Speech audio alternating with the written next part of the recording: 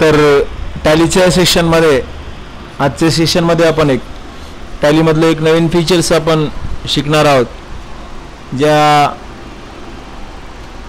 फीचरचं जे नाव आहे discount. Use the discount column in invoice. म्हणजे एखाद्या इनव्हॉइसमध्ये आपल्याला डिस्काउंट नावाचा जो कॉलम आहे आपल्याला वाढवायचा आहे, तर त्यासाठी आपल्याला काय करावं लागेल. सर्वप्रथम पहिल्यांदा टॅली ॲप्लिकेशनवर आपण जाऊ.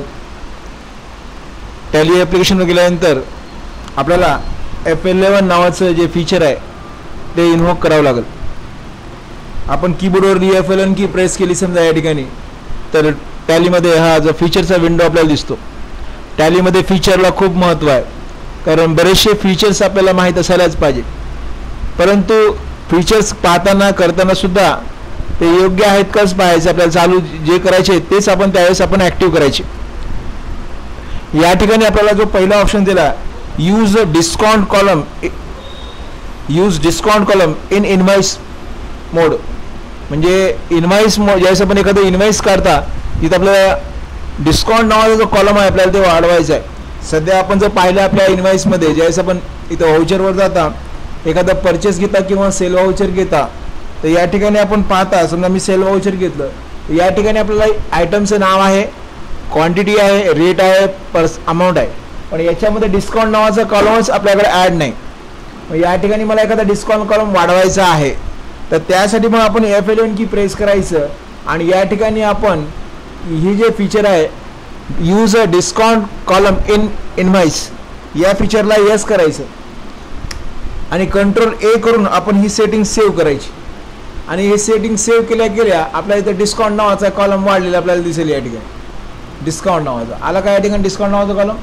मग आता आपण एखादी एंट्री करून बघू की समजा मी एक एंट्री करून दाखवतो. डेट आहे 1/5ची, पण डेट आपल्याला बदलण्यासाठी F2 प्रेस करायचं. डेट आहे 1/5 मी असं टाकतो, इथं एंटर करतो, 1/5ची डेट टाकलो आणि इथं बिल नंबर टाकतो. सपोज आदिती एजन्सी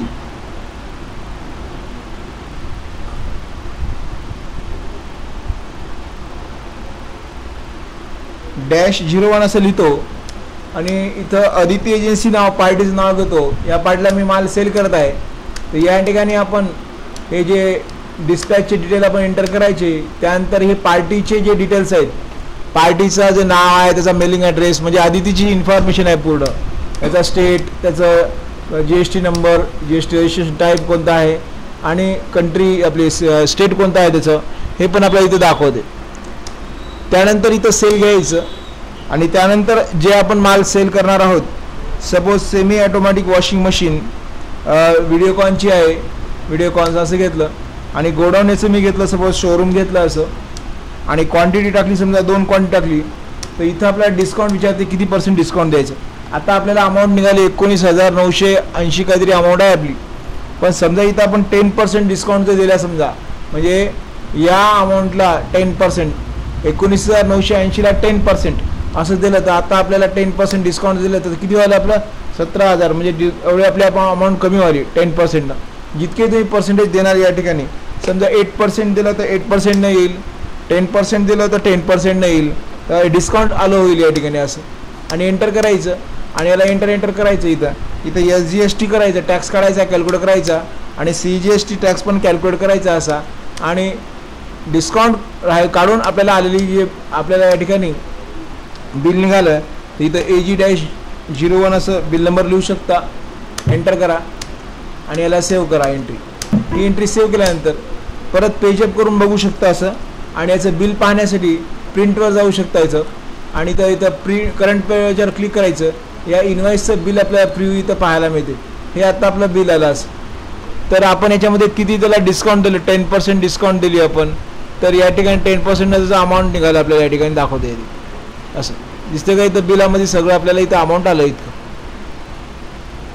हे आपल्याला बिल असं दिसेल आपल्याला.